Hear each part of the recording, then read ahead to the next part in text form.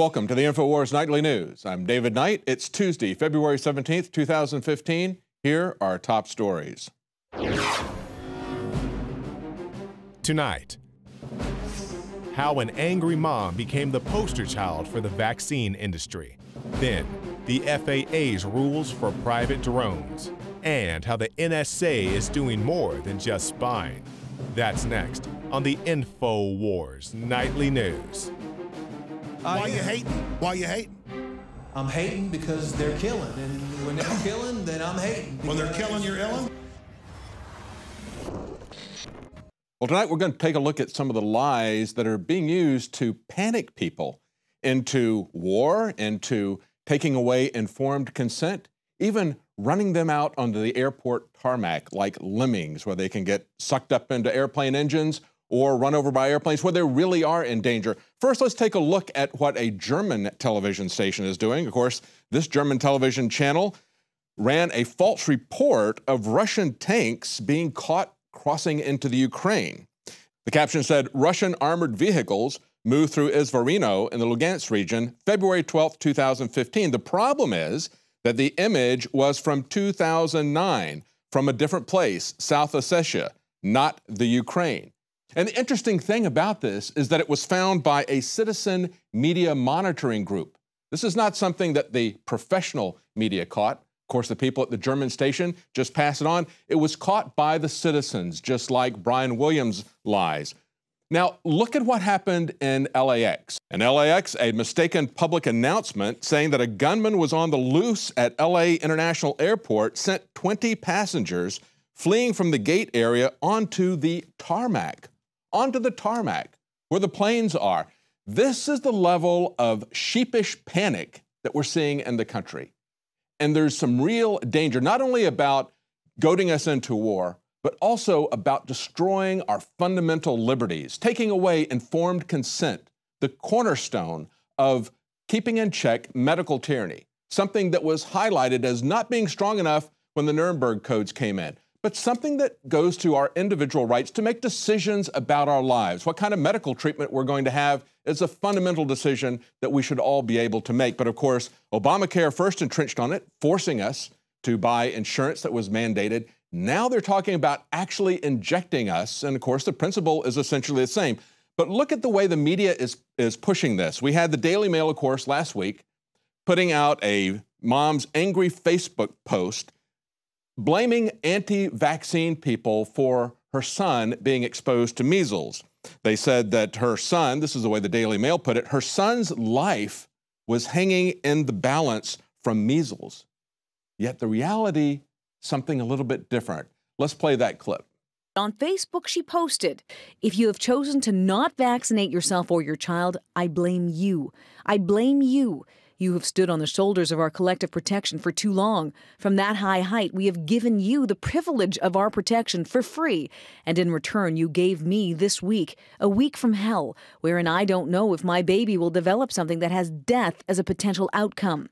Today, York Region has confirmed one case of measles in a man under 30. This person was previously vaccinated. Now, of course, in the video clip, they point out that the person that actually exposed the people in the waiting room to measles, none of whom have come down with the measles, but that person was not an unvaccinated person. That person had been vaccinated. From the original story, they say the York Region public health officials confirmed Wednesday that there was one known case of the virus in the area north of Toronto, and said that the man, who is younger than 30, had been vaccinated, as you just heard them report. Nevertheless, they pushed the narrative that was the unvaccinated people that were to blame for this. And when you look at the headlines, it says, Canadian mother's powerful post on measles, I blame you. And the media never pointed out the dissonance in that statement, the untruth in that statement. Now, one of the things that was in the original Daily Mail story saying that she still had to wait a few more days to find out if her son even had the measles. So first they report that her son's life is hanging in the balance from being exposed to measles, or not from being exposed to measles, but hanging in the balance from measles. Then they say, well, we got to wait to see if he's even got it. And now we know today, they have a follow-up story, he gets the all clear. We're glad that he doesn't have measles. But now they say this has inspired thousands to get their children immunized, because they say this post, which went viral, systematically lists and debunks the various myths surrounding vaccinations. Really? Did she really debunk any myths? What kind of myths did she expose? Well, the idea that we all think that positive thoughts and laws of attraction and dancing by candlelight on a full moon, somehow those of us who question the safety and the efficacy of vaccines think that dancing by candlelight under the full moon is going to protect our children.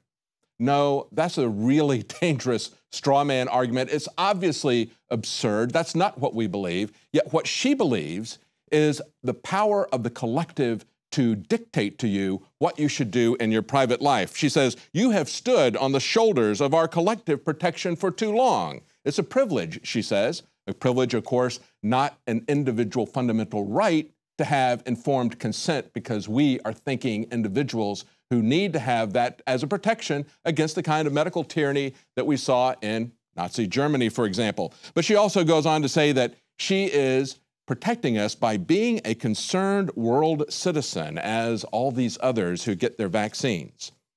Well, there's a lot of nonsense in that post, and of course, she doesn't give any reasons for why she believes vaccines are safe. She doesn't point to any studies, because there's a lot of studies that haven't been done looking at both the effectiveness and the safety of vaccines. She doesn't have any studies to point to. Nevertheless, she says, you're not endangered because science. That's it. That's the refutation. Just putting science in uppercase. Well, it turns out there's some concerned moms on the other side. And the way they put it was this. They did some research on who this lady is, and they said, this is compiled by a dedicated group of moms who are done being shamed for not poisoning our children with vaccines. What they did was they looked at her connections just by examining her Facebook accounts. It's amazing what you can find out about people with Facebook and a little bit of searching. What they found out was that her father is actually a managing partner of a partnership run by RBC, the bank. They have stock in a company called Chorus Pharma, which actually sells vaccines. Furthermore, she's got a lot of friends on Facebook who are part of the pharmaceutical industry. So she's not exactly simply a mom. She's somebody that has financial interests in her family in the pharmaceutical industry. As one of her Facebook friends, Edward Stowe, said, seconded heavily and with severe prejudice. Jen, may I share this on my LinkedIn feed amongst my pharma industry peers? There you go. With severe prejudice, he agrees with her, and that's the point.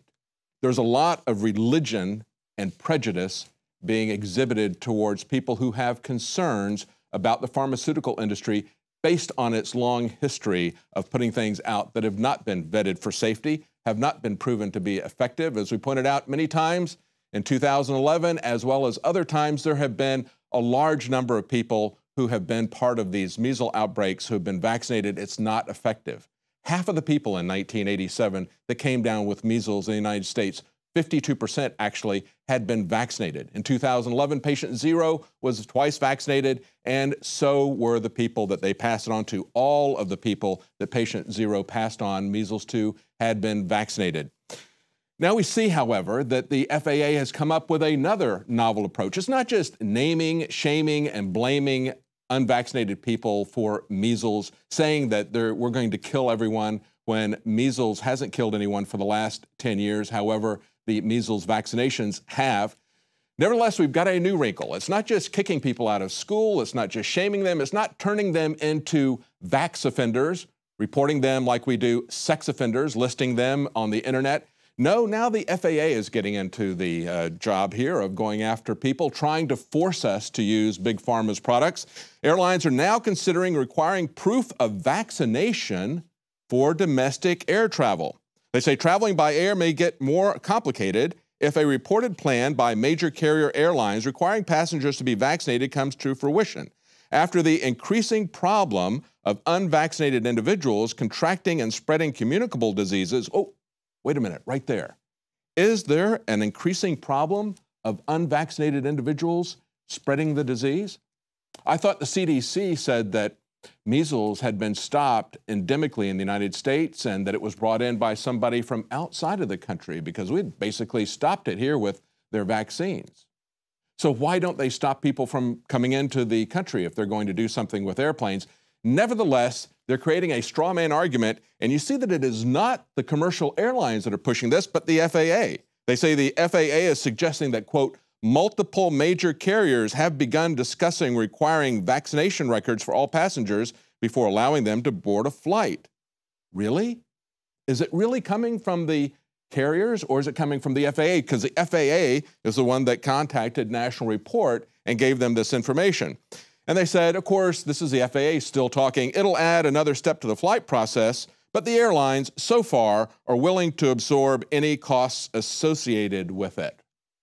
See, this is being pushed by the federal government. It's being pushed by the federal government because they want to force people to buy the products of their corporate sponsors, Big Pharma.